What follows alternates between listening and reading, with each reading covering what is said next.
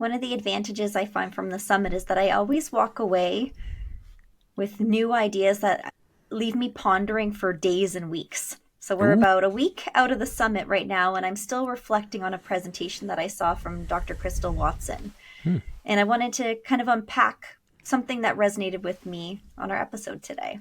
Let's do it. Let's do it. Because I think we are going to be chatting about how do we find the balance between supporting educators as leaders and leaders of mathematics improvement, leaders of mathematics, leaders at schools, systems, districts, without, say, losing the responsiveness in the classroom, because there's this push and pull about should we provide the script, and the pacing guides, but then also but we got quality, thoughtful teachers in classrooms, and how much guidance do we really need? And some teachers are like, I need all the guidance, but it's like, well, how much actual fidelity are we looking at? Because I think we can go from one side to the other, where you prescribe what fidelity is exactly, or where's the nuance between helping teachers find their own fidelity? So let's get into it. If you've ever heard Dr. Crystal Watson present, I always say I think she is a champion for culturally responsive pedagogy and ensuring that all students have an identity within the math classroom. I know she just recently finished her doctorate around engaging Black girls in 5th and 6th grade as math learners and contributors of a rich math community. And so I always walk away thinking about myself, as a practitioner and as a leader and as just a human, how am I creating space for everybody so that they feel confident and they feel good and they see themselves as capable within our math spaces. And so she had a few words that she was almost challenging. So one of them was differentiation. She was like, I don't love differentiation. I prefer this idea of like creating learning pathways for all students. And it's like sometimes there's just words that we use and they have a particular feeling. Right. Sure. Like, where you're getting the sense like she's like, "Whoa, this word was appropriate when it first, made its way on the scene, Right. but now it's like through the course of history evolved into some, there's, I think sometimes when educators hear this word, they're like, ugh, but even though they shouldn't, Right. And so the one that I wanted to unpack today is she talked about this idea of implementing a practice or a curriculum with fidelity. And she said, Right. I'd rather us say, let's implement with integrity. Right. Yeah. Because I think fidelity becomes that word lately, right? Like it's like you hear it everywhere, and every leader is using it, and teachers are like, I don't even know what you're really saying. Sure. But you keep using it. I thought about it after because I use it. Right. I talk about implementing things with You're like, fidelity. Hey, it describes what I want to say. Right. And then, but when I was challenged to think about the word integrity rather than fidelity, I actually, just after attending that session, I had a meeting with 2 of our district leaders. Mm-hmm. And so I said, this was my big learning. And we talk a lot when I meet with them and I coach them about implementation with fidelity. And I said, what's the difference between fidelity and integrity? When I hear those 2 words, and the leader said to me, actually, just yesterday, I saw where the idea of fidelity is actually hindering learning in our spaces. She said she'd been into 2 kindergarten classrooms. Okay. And they were on the same lesson, working through the same task. But one class was taking it a lot farther. And students were rising to the occasion. When students were demonstrating skills that were beyond maybe what was exactly in the book. And so when she went to the second classroom, it was more narrow. It was more specific. And this was a literacy example that she shared. And she said, in the first class of kindergarten, students were writing whole sentences. They were explaining their thinking. They were using visuals to communicate their ideas. And the other class, they had sentences already written and they were just filling in the blanks. They were writing the words. And so when she approached the teacher, she was like, do you know that by this point of the year, do you think your students are ready to write out the sentences themselves? Do you think the students are ready to communicate their own thinking or create the sentence without the structure? And the teacher said, but that's how they show us how to do it in the book. Mm-hmm. That's what it looks like. And so that's what I'm doing because you told me I had to use this curriculum as it was written. And, to me, that's exactly in my mind how I was picturing this potentially playing out, right? And that's one of the push and pull, the difficult situations that we find ourselves in when we want to make sure that, we're giving everyone a bit of a roadmap. But I think like when you're on any trip, in that journey, there's going to be modifications that need to be made. The road's closed, or, right lane's closed. We've got to stop for lunch. We've got to do all these different things. And therefore, it doesn't always come out exactly as we may have planned. And I think this is a really important discussion for us to be thinking about, because when we say fidelity, clearly two different teachers who are teaching the same grade, probably right next to each other, two classes side by side, had a very different interpretation of what fidelity meant, or what was intended when that word was being utilized. And this is where I think, no matter what word we replace or we introduce over time, it really comes down to having a clear understanding and making sure that everyone, we come back to coherence and vision, that everyone has the same idea of what it means and what it might look like and sound like. And this is I think, a really important piece for all of us to be understanding, because we could go all in on fidelity and all in on sameness, but then what happened to that word we talked about earlier, differentiation? How does that fit into things, right? Well, think about it like this, like the idea of saying, this is the way you should do it. Follow the script, follow the guide, follow the textbook, or completely understand the why, and being, having more understanding of like why that tool actually helps us do this.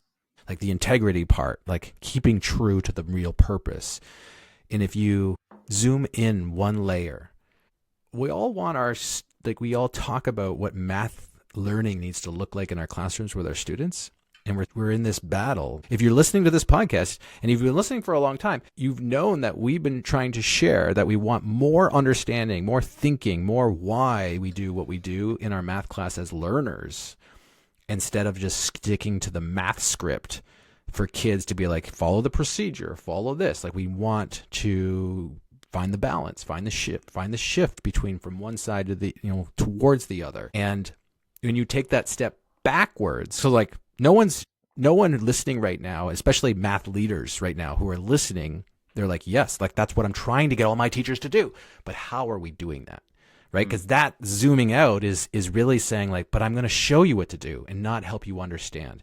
Because guess what all the arguments in the math class people are putting up against doing that type of work? It takes more time. I could have done it faster if I just told them what to do. And that's really what we're up against in math improvement planning and supporting educators, is like, wouldn't you rather help our teacher understand the true purpose of why this move, why that curriculum, why this, so that they can stay true to the integrity and make appropriate decisions, versus follow, let's make sure we're being there's fidelity around the curriculum. Follow the curriculum. Make sure that you're doing it the way that it was intended, and not understanding the why, because that's what, if you're saying those words, that's what you're doing in your classroom of educators, is you're saying, just follow the script and stick to it. Come on. Instead of taking the more time, because it will take you longer, to help everyone understand the why behind it, because you're going to have to utilize your PLCs. You're going to have to utilize your staff meetings. You're going to have to utilize all this to fully unpack, why is that curriculum, asking us to do it that way versus that way. Like, that's the bigger idea that we really need to focus on in terms of supporting our educators, and not saying, let's just teach it with fidelity. That reminds me, we have a few districts and schools who are currently adopting Eureka Math Squared. And what many of them are finding, and this would not surprise you, it follows a 3-part math lesson structure, is that many teachers are replacing the launch with explicit teaching. Right? So the basic guide. That's what happens. Right. So it's like, we're not going to do the investigation or spark curiosity. We're just going to replace that launch with, I'm going to show you the procedure, and now go and use that procedure to solve the task. And so that's where the lack of integrity to the design of the curriculum is lacking. Right? We're missing that integrity, but that's not to say, once as you mentioned, John, we've deeply internalized the why, we've understood the key questions that we're trying to elicit through they call it the land, so the consolidation of that particular lesson, that I couldn't make it more multimodal, or I couldn't bring them outside to do the investigation because it's around measurement, and we're doing track and field right now in phys ed, and I want to create a more experiential learning opportunity for them. Like, it doesn't mean that I can't be creative or engage my students through adjusting the particular context to be more culturally responsive, to make them feel more, connected to the work.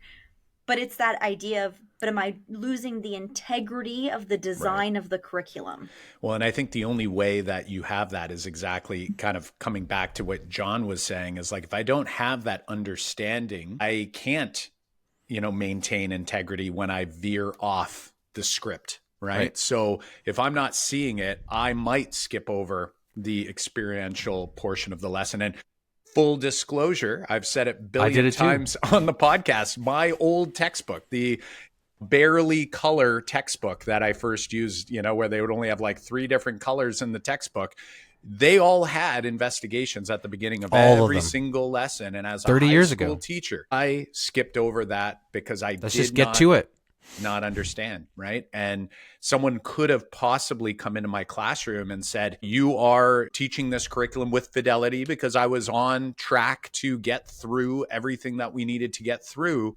But my students missed a massive opportunity to actually understand the math. And at its core, it was because I didn't actually understand what was important about that mathematics specifically either, right? So again, zooming way out and saying, this work is so incredibly important, and we just have to make sure that if we're asking teachers to, whether I want to use the word fidelity or integrity, I think at the end of the day, we probably are after the same thing, which is teachers understanding the why, so that students can understand the why, and so that all students have an opportunity to learn at their readiness level in order to push them further from where they were before they sat down in the classroom. Now, I want you to imagine also, like, let's say I zoom out another level in thinking about the fragility that we have in our systems for math improvement. And, in the work that we do with our districts and our teams and our schools and our system, the bigger systems of education, is we try to help them solve 4 big problems. And one of those problems is a sustainability problem, which is to rests on 1-2 people's shoulders. And when that person leaves, or when that person decides to do something different, like the wheel, halts, and we have to get it going again. Or the new person coming in is like, I don't know what, like, I know what you were doing before, but now I have to start everything from scratch. And it's like, this is why momentum never kind of builds in math improvement. So when you think about why it's so important to focus on the integrity of understanding why, this curriculum is designed this way, or why we're doing what we're doing here in terms of this instructional routine, and spending time helping teachers and educators and leaders understand and focus on coherence across the board, you're helping solve the sustainability problem. You're helping the next round of leaders also come up and step into those roles and going, I know why we were doing that. That's one of the pillars of the work that we're trying to do, or that supports our vision for math instruction. That supports some of our big goals. And it's been clear because you're taking that time in the work, in the opportunities, in the structures you have to communicate that, because you're saying that's important, like opening the doors, like not closing those doors to the educators that you're supporting. You're opening those doors to unpack those reasons, so that you're helping solve that sustainability problem, and not perpetuating, this wheel that will halt every couple of years when people step into roles and they have to start coherence all over again. Now, we have leaders listening who are saying, yes, that. But now let's get specific about the moves that we could make. Let's do it. Right? So if this is what we are striving for in our district, is we have a high quality instructional material. We want it being used with integrity, but without, pulling away the opportunities or making it less responsive, or even just not allowing the teacher to have their talents.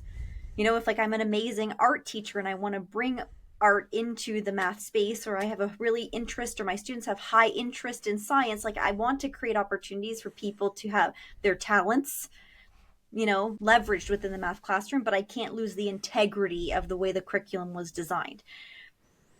So now the question is, what does this actually look like? I'm a leader, I'm a principal, I'm an instructional coach, I'm a coordinator, and I want to do this work, and I need an idea of what this could actually look like in reality in a system. I have an idea. Yeah, I knew you had. This is why we're here on the podcast. Yeah.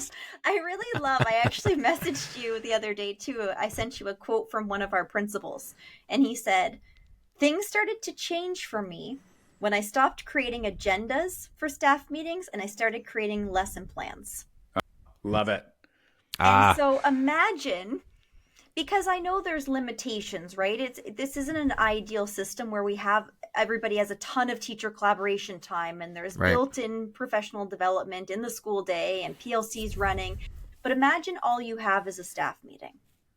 That's it. Okay. That's in many of our elementary schools that we support. That is it. They do not have any other structures. They do not have a coach.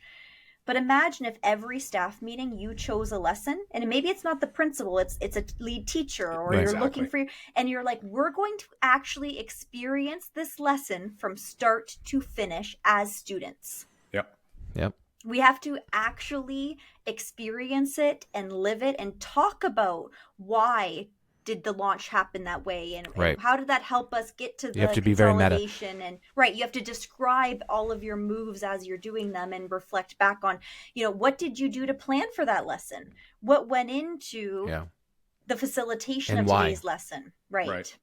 And would we articulate as doing this work, would we say that we were able to consider this being keeping the fidelity of the curriculum or the integrity of the curriculum without necessarily following word by word scripted procedures? Right. That's why you focus on that integrity component, right? Is because the roadmap is there.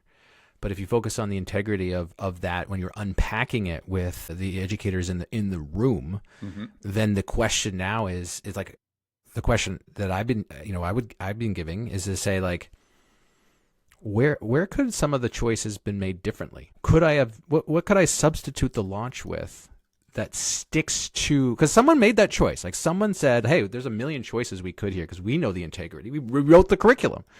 But what could you do instead that holds the integrity of this work and of the learning goal that's actually going to come out here? What could we do in replace of? Because what you want, like the real power here, right, is that when you get to the end, the learning goal is still there. Teachers can assess kids on that learning goal, but they also know the pathway and the reasons that curriculum originally led to that, and go, you know what, I can swap that for that, and that helps us reach all the same goals. And even though I'm not following it exactly, I'm reaching the same end goal. And when we have that, that's when you're like, we've got confident, we've got flexible teachers, that it doesn't matter anymore what curriculum swaps in and out, because we've spent time unpacking what's really important, and that is, I think, worth the time at your staff meeting. Not to introduce another, edu term here, but like this is, in my opinion, this is what it really means to be utilizing your professional judgment, right? Like exactly. When we're using professional judgment, there has to be a reason behind why you did what you did or why you changed what you did. It's not because I didn't feel like it. It's not because I didn't maybe understand. If I didn't understand it, I should ask for help. I need to, talk to my colleagues and try to, better understand, like, why is this here? Like, it's got to be here for a reason.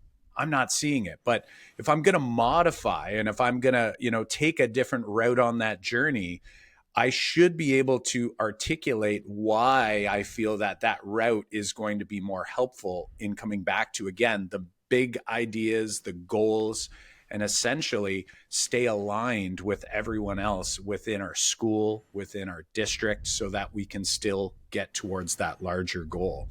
So I guess as we have many leaders listening right now, my wonder for you is to sort of reflect to yourself and think, are we utilizing some terms, whether it's fidelity, whether it's integrity, whether it's some other terms out there? Do all of our colleagues understand what we mean by that? And is there any maybe big takeaways that you might be able to take from today's episode, which again was inspired by Crystal Watson's session at the summit? And we encourage you to go back into the virtual summit to check out her session, maybe some other sessions that catch your eye, and think about how can we take some of that information and put it into play, put it into action in our own worlds, in our own leadership lens. For sure, for sure. And when you think about, when we talk about zooming in and zooming out and thinking about like making use of your PLC or your staff meetings, like, because if like Yvette said, if like the only thing we had was the staff meeting, it's like, but teachers also get together in terms of PLCs and grade levels. So it's like, should that time also be utilized for that purpose? It's like, yes. It's like, we need to make sure that we're creating alignment and coherence across the subsystems of improvement and access that we have. And then, so zooming out, like that's the important work, is to say, like, where should we make focus, like make that coherence focused, and how do we align all the pieces? And what are we really aligning to? And when I zoom out one more time, like, that's the work that we help teams do. Like, all teams need to create coherence and alignment around what it is that they're trying to achieve across, 1 year, 2 years, 3 years, 4 years, 5 years. Like, what does math instruction look like? Sometimes that's hard. Sometimes we don't know the roadmap ahead, or sometimes we don't know how to put all these pieces together because there's a lot of pieces. And how do I build the puzzle that everyone is working towards?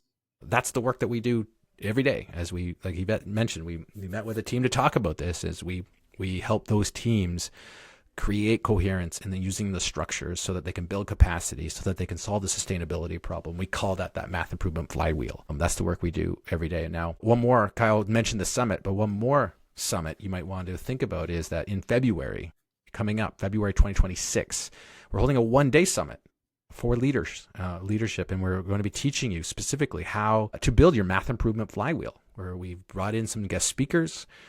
We've got a team that we're ready to teach you about how to put all these pieces together so that you can create coherence, so you can talk about integrity versus fidelity on the work that you're trying to do. So if you haven't yet registered, then please register over at leadership.makemathmoments.com.